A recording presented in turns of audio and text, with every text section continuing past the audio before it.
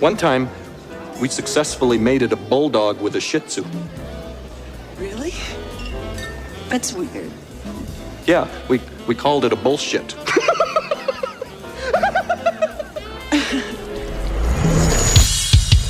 Okay, is this guy just making it up as he goes? Yep. Is it all BS? Yep. Here's Big Nate with some more BS, because it's BSing with Big Nate.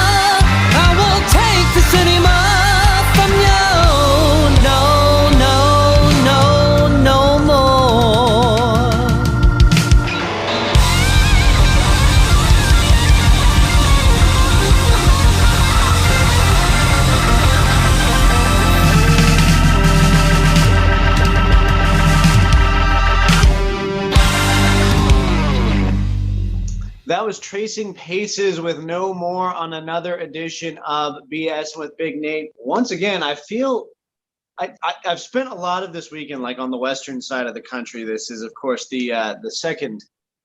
You guys are in Texas, correct? Yes, sir. Exactly. So this is the second Texas act. Actually, intriguingly, when I was talking to Everglaze yesterday, I heard them talking about you. I don't know exactly what they were talking about, but it all sounded positive. So Sounds good. And those are our boys right there. We love Everglades. okay, that makes sense. It was referencing something coming up. I'm not really sure, but we're not here to talk about Everglades. We are here to talk about Tracing Paces and No More. Kind of want to start with the track, and then we're going to go into the background of you guys as an entity. That song, man, it kind of feels like an audio history of rock and roll. Like you can feel, and I know it's something that you guys are proud of, all the different influences coming in. So what is your writing process for a track like that? Oh, sorry. So with songs like the 2 singles that we have out currently, those were written by me, and they were written kind of differently. I had written the first single a long time ago, and it just kept getting shot down, but I thought this was something really good, right? So I had to keep like putting it in and keep sending it. And then they kind of got annoyed at me after the 30th time, so they gave it a shot. But with this one, we had some member changes, but I had written it for our other guitar player who was in the band, because he's a very strong blues guy, like Super Muddy Waters, SRV, like all these great guys. So I played it for him, because I think if you make a track for somebody, then they blow up, and since they like it, they're gonna do their best. Like if I wrote a song for him, then he would probably perform his best, or him his best.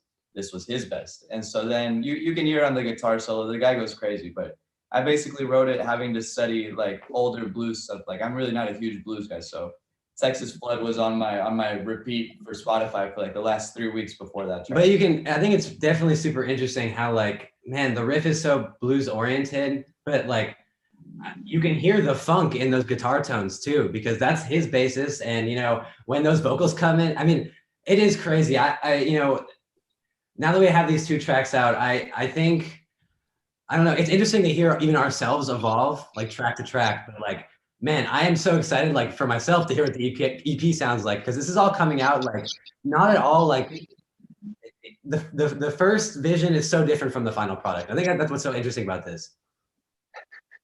I think that the final product is it's going to stand the test of time, in my opinion. I think it's interesting that Mateo, you kind of brought something up there that I've heard artists go back and forth on, listening to stuff while they're writing, and a lot of people say, they don't want it to be too derivative.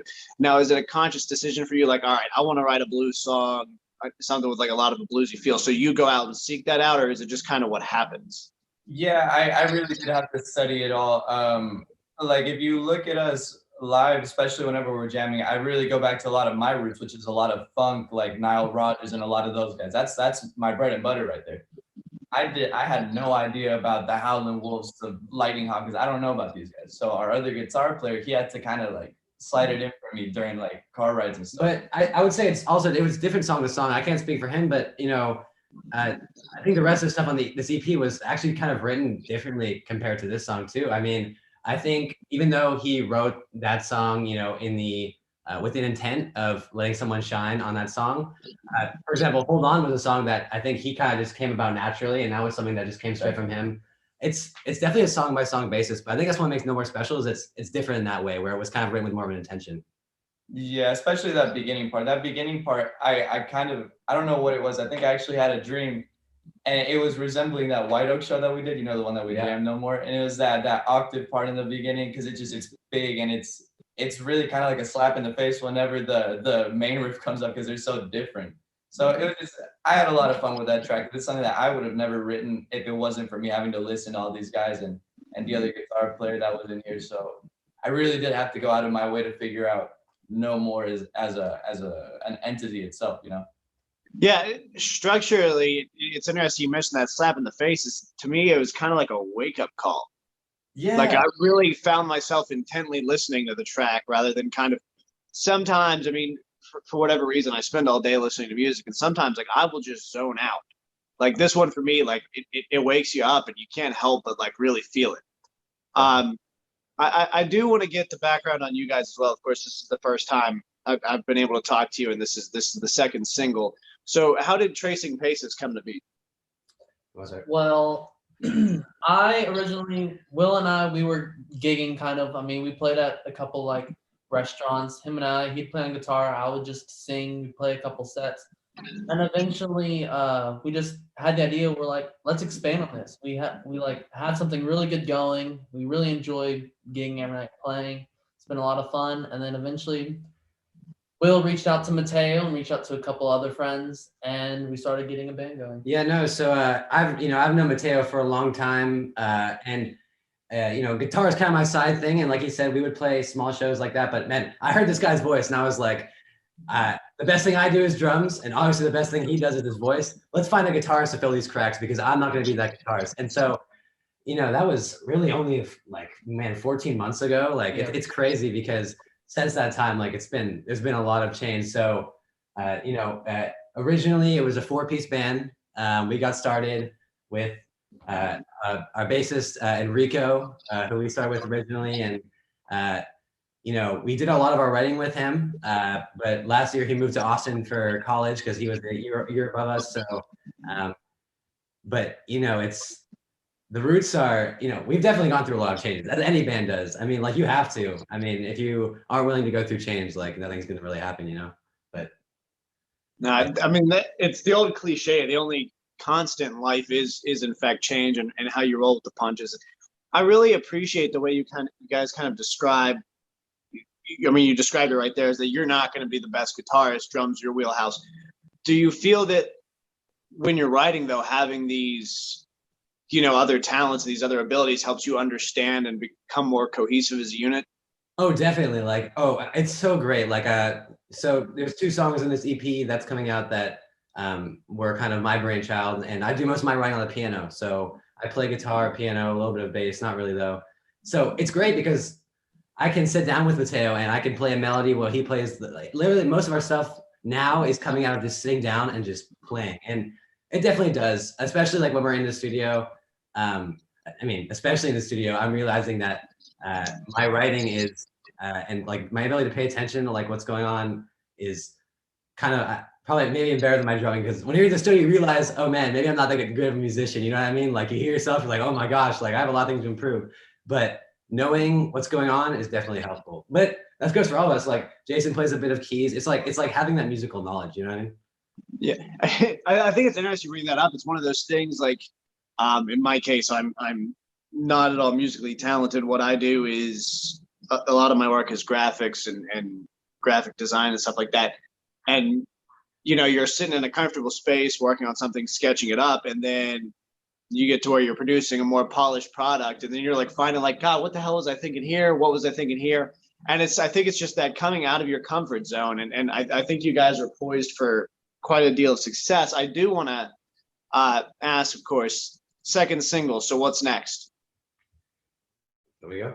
Yeah. Okay. Yeah, sure. So man, a lot. We were talking about this just before this interview here. We've been playing a lot of shows and really just trying to get this music out there. But looking over the next couple of months here, it's we're looking at this EP release in May. We're gonna drop that date very soon here.